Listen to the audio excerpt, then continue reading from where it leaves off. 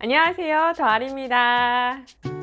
네, 오늘은 지지난번에 영상 찍었던 그 후속편입니다. 제가 그때 어려운 명도 이야기를 들려드리면서 다음번에는 쉬운 명도, 비교적 쉬웠던 명도 이야기를 들려드리겠다고 말씀드렸는데요. 네, 오늘 드디어 그 영상을 찍어보려고 합니다. 처음부터 이 물건을 낙찰받으려고 했던 건 아니었어요. 사실 차선책이었거든요. 제가 강서구에 있는 명지동에 있는 아파트를 낙찰받았는데 그때 한날 한시에 제가 낙찰받고자 하는 아파트가 있었고 또 이거는 차선책으로 낙찰받기가 워낙 힘드니까 제가 한꺼번에 두 개를 입찰을 한 거죠. 그런데 처음 낙찰받으려고 했던 건 2등으로 해서 떨어졌고 이제 차선책으로 했던 게 1등이 된 거예요. 그래도 너무너무 기뻤습니다. 그리고 이 낙찰받았던 물건은 이제 필로티 구조로 2층이에요. 그래서 1층이긴 하지만 필로티 구조이기 때문에 나름 메리트가 있는 물건이었죠. 그래서 이 물건을 낙찰받게 되었는데요. 이 물건은 이제 물건 내역서를 보면은 그 채무자가 전 소유자가 거기서 거주하고 있는데 잉여금이 있는 거예요. 배당 내역을 보면 이제 근저당권에서 받아가는 내역 그 금액이 있겠죠. 그걸 다 제하고 나서 채무자가 한 6천만 원 정도 받아갈 수 있는 잉여금이 있었던 거예요. 그래서 처음부터 이 물건은 그래도 좀 채무자가 여력이 있으니까 명도하는 게 첫 번째 명도했을 때보다는 좀 수월하지 않을까 생각은 했습니다. 그리고 이제 그날 처음 가서 첫 번째 명도했을 때처럼 그 아파트 입구에 현관 앞에 연락처를 남기면서 앞으로 일정에 대해서 의논 드릴 게 있으니 연락 부탁드린다고 쪽지를 남기고 왔죠.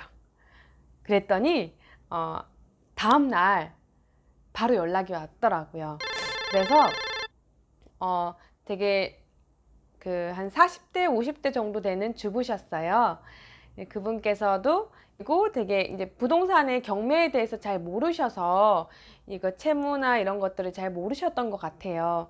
이제 변제할 수 있는 능력이 조금이라도 있으면 경매를 취하할 수도 있기 때문에 그 부분에 대해서도 제가 이제 전화 오셨을 때 말씀드려 봤어요. 혹시 경매에 취하실 생각이 있으시면 최대한 도와드리고 싶다고 그렇게 말씀드렸더니 자기는 그냥 이 집에 이제 더 이상 살고 싶지 않다고 하시더라고요.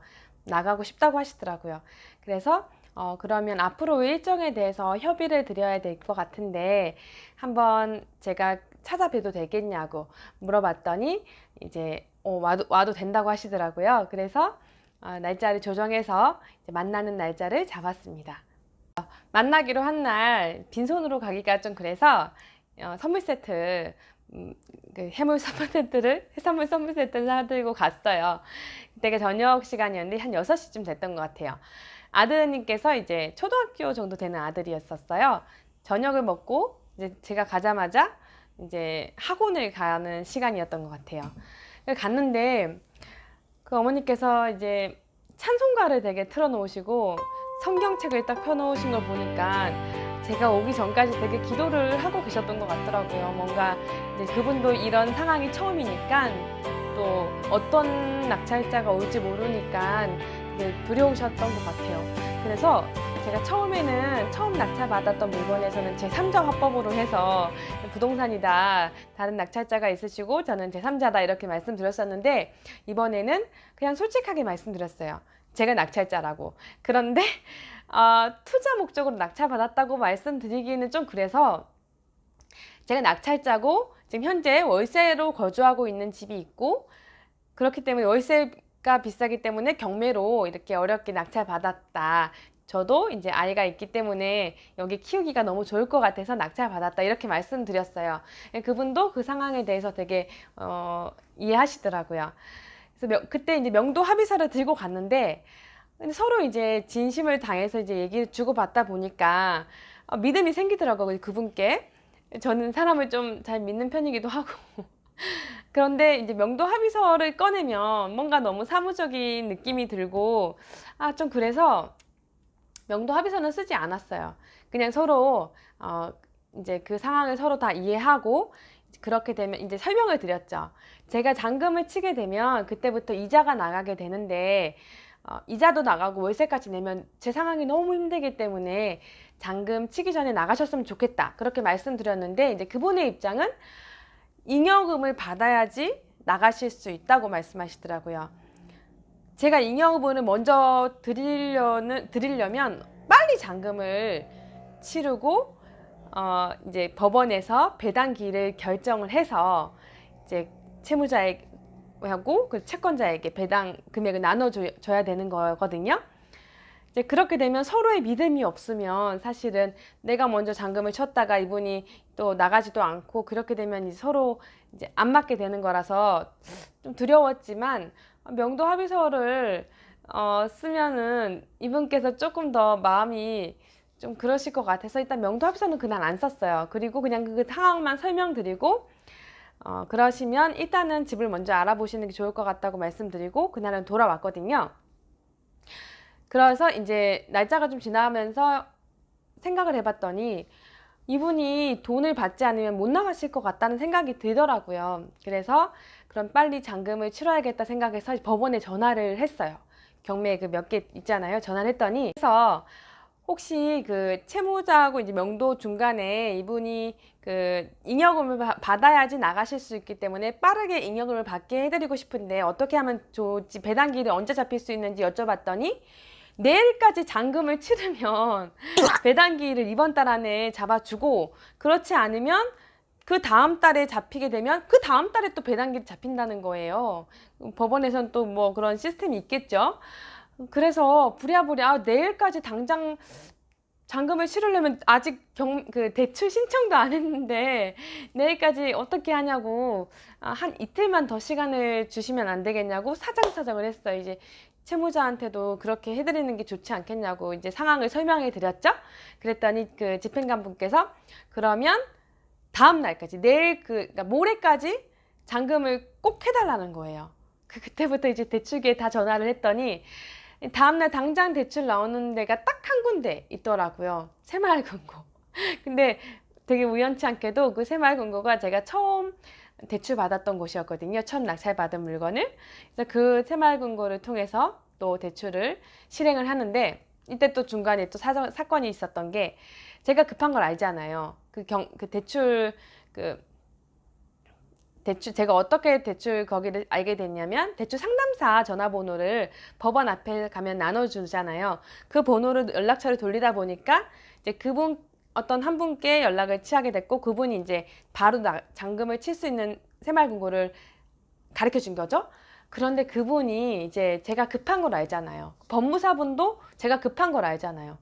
법무비를 다른 법무비 수수료 한 20만 원이면 거기 한 50만 원을 처음에 쓴 거예요. 거기다가 이제 5만 원 깎아주겠다 해서 45만 원을 썼더라고요.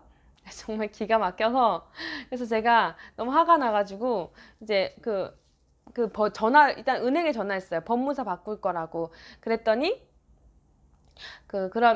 그러면은 법무사하고 얘기를 해보라고 하더라고요. 그래서 법무사분께 제가 말씀드렸죠.